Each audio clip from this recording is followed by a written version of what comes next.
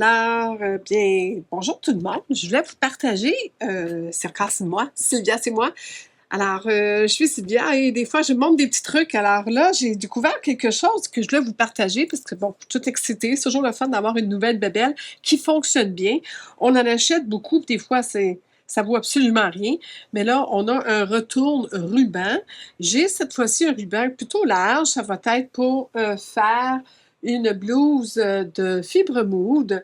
Elle s'appelle, je vais juste vous donner le nom parce qu'il y en a qui vont poser la question, c'est Lola.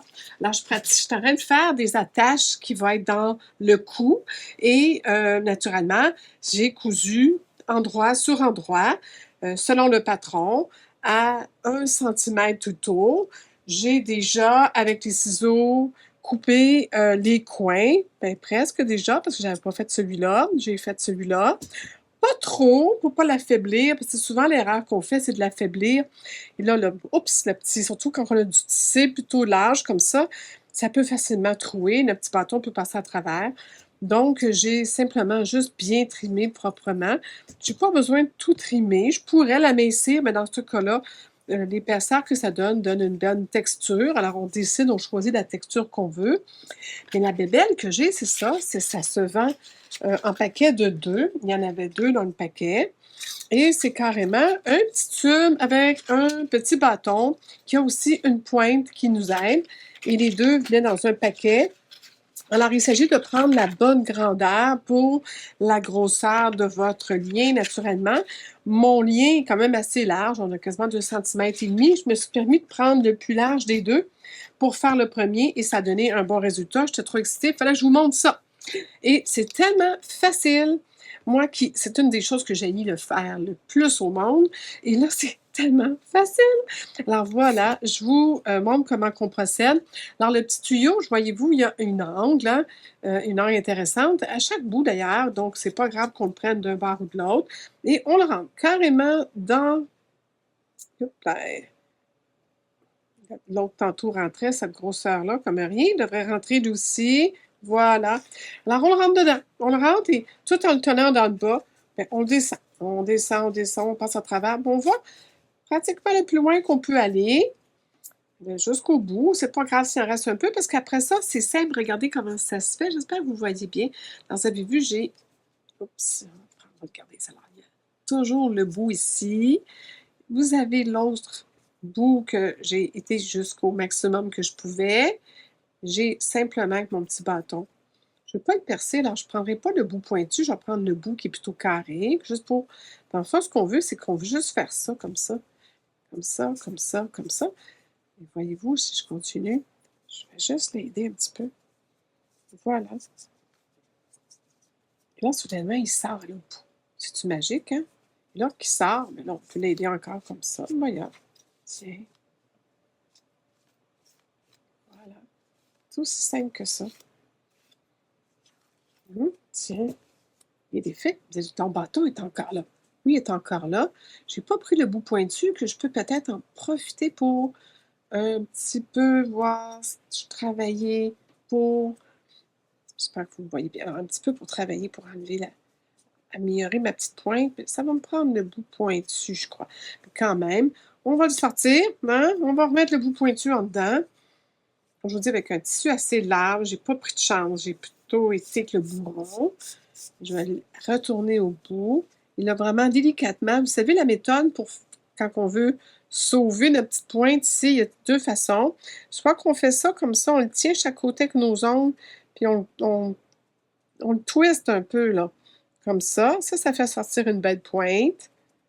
Ou l'autre façon, naturellement, c'est d'y aller à part de pousser comme ça, et là, on risque de faire un trou.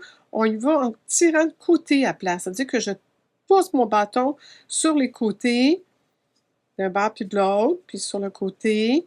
Comme ça, j'ai moins de chances de percer, de faire un trou.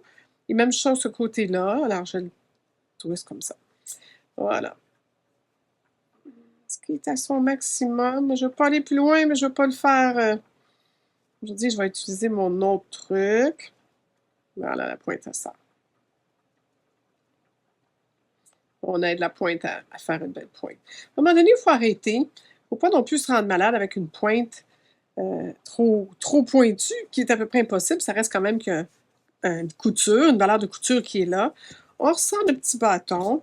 Et là, après ça, l'autre truc que j'avais à vous montrer, c'est que là, c'est toujours un peu rond, puis difficile à... On veut presser, mais là, on presse, puis on n'arrive jamais avec la couture à la bonne place et tout. Alors moi, je me casse pas la tête. Je pense que la meilleure façon d'avoir une valeur de couture propre, c'est toujours de l'ouvrir en deux en premier et de la faire à plat. Alors, c'est ça ce que je vais faire. Je vais commencer ici. Ça n'a pas d'importance que mes valeurs de couture soient d'un côté ou de l'autre, parce que ce que je veux, c'est surtout écarter cette partie-là ici, là. J'espère que vous voyez bien quand je le montre. J'ai placé ma caméra, vous voyez bien. On va enlever les ciseaux d'un jambe. Et là, on va venir... Moi, ma vapeur est assez forte pour le faire. Je ne pince pas, je n'ai pas repassé, je fais juste avec la vapeur. Si vous n'avez pas à faire la vapeur assez fort, c'est sûr que vous pouvez aussi presser, écarter avec vos doigts, juste le milieu. Vous allez me dire, oui, mais c'est pas beau, là, c'est pas la bonne place. Attendez de voir ce que je vais faire après. Au maximum que je suis capable d'aller, voilà. Ça l'a bien ouvert, la couture. Après ça, là, je le replace. C'est sûr que là, je travaille un petit peu plus fort, là. Mais on a un résultat impeccable. C'est ça qu'on veut. La couture, là, c'est de prendre le temps de faire des choses impeccables. Donc, la minutie, la répéter, recommencer, défaire, mais jouer avec les doigts, s'appliquer, prendre son temps, la slow couture appréciative dont on est si fier après. Voilà, ça fait un petit peu d'eau sur mon petit chose en silicone.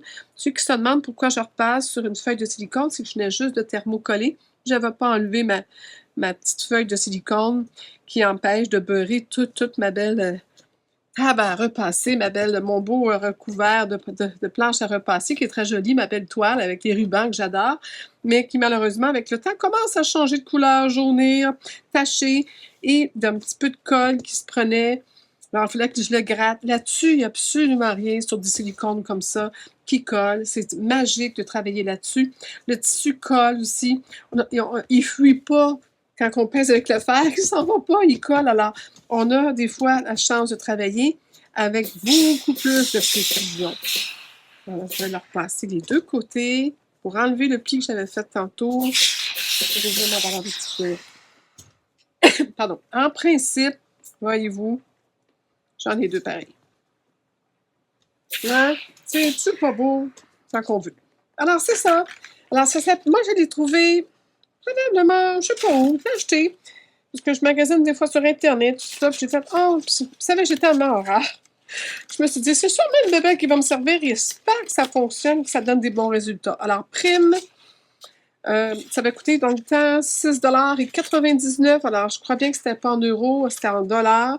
Et il y a deux grandeurs. Donc, le plus petit ferait probablement pour des bretelles et le plus gros, en fait, pour, voyez-vous, des petites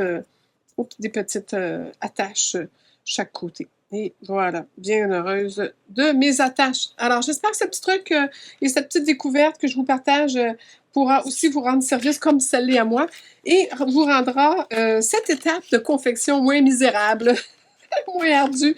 Ça nous fera plus peur. On sait qu'on a un bel outil maintenant pour, dans le fond, faire quelque chose facilement, rapidement et avec beaucoup d'amour et qu'on n'a pas à parler tout le petit catéchisme pour le fabriquer. Alors, je resserre ça précieusement. Je me souviens que j'ai ça dans mes choses pour pas... C'est souvent mon problème. J'ai plein de bons outils et j'ai oublié de m'en servir. Mais aujourd'hui, je me suis rappelé que j'avais ça. Et honnêtement, quelle belle découverte. Je suis très heureuse et je vais continuer ma couture et vous revenir avec un produit fini. Alors, merci de votre écoute. À la prochaine.